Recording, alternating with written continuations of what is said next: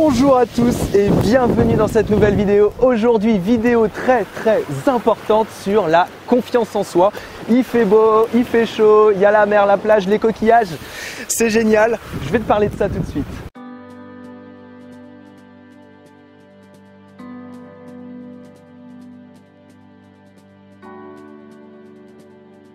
Alors la confiance en soi, qu'est-ce que c'est? Par définition, c'est le fait de croire en son potentiel. C'est le fait de croire en soi-même.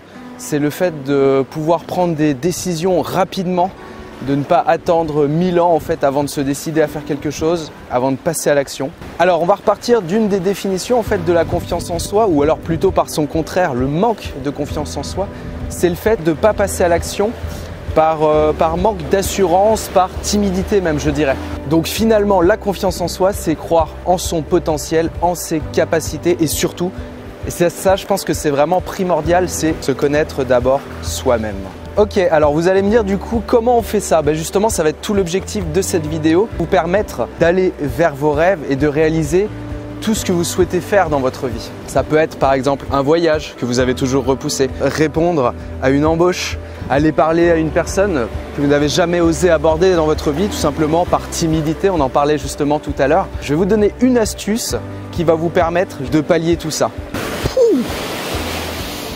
Yes. Alors la petite astuce, la méthode que l'on va appeler la méthode des escaliers, plus connue sous le nom en fait de la méthode des petits pas.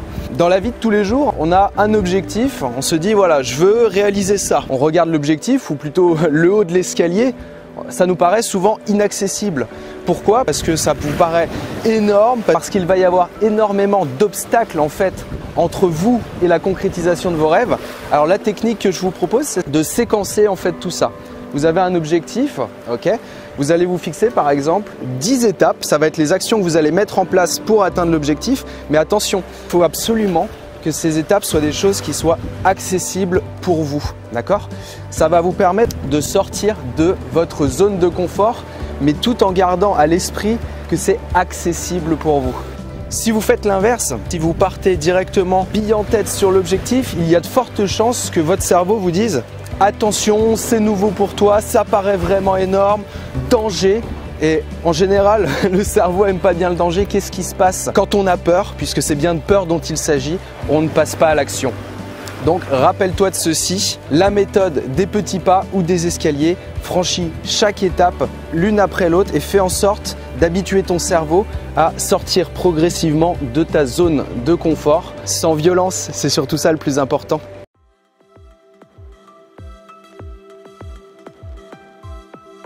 Il y a une autre idée aussi qui me vient en tête, c'est un sujet qui est assez important finalement pour moi puisqu'il m'a permis vraiment d'évoluer en fait dans ma vie. J'étais souvent victime du manque de passage à l'action et tu vois, même avec la méthode des petits pas, parfois le fait de réaliser une action, même divisée, me paraissait inaccessible. Ce que je te conseille, c'est quand tu as pris une décision, avant de passer à l'action, il ne faut pas réfléchir 1000 ans. Si tu veux, tu as à peu près 8 secondes pour te décider et pour passer à l'action. Passer ce délai, ton cerveau va cogiter. Tu vas t'imaginer des choses, tu vas te faire des films, je pense que tu connais ça suffisamment. Qu'en fait, un passage à l'action rapide va te permettre de réaliser une action sans l'appréhender en fin de compte. C'est d'ailleurs le propre des grands décideurs en fait sur cette planète. Les gens qui réussissent dans la vie, c'est des gens qui décident vite. Alors, conseil numéro 1, la méthode des petits pas. Conseil numéro 2, décide vite et passe à l'action rapidement. Et une fois que tu l'auras fait, du coup, tu vas gagner confiance en toi. Pour terminer cette vidéo sur la confiance en soi, je voudrais te rappeler un des points essentiels. C'est une citation en fait qui dit « C'est en forgeant, poum poum poum, qu'on devient forgeron ». Ok? Donc passe à l'action et plus tu passes à l'action, plus ça te permet de prendre confiance en toi et en ton plein potentiel. Car n'oublie pas, nous sommes tous des gens avec un potentiel infini. On ne naît pas sur Terre confiant en soi, mais on l'apprend et on le devient. Si cette petite vidéo t'a plu, n'hésite pas à t'abonner à cette chaîne YouTube. Si tu veux aller plus loin aussi sur la confiance en soi, je t'ai fait 2 petites vidéos sur les croyances limitantes. Comment hacker ça? Ça peut te permettre aussi de t'aider à passer des caps. Et aussi une vidéo qui te permettra d'apprendre à sortir de ta zone de confort et surtout comment faire pour te mettre un bon coup de pied au cul qui va te permettre de décoller. À bientôt, salut les gens!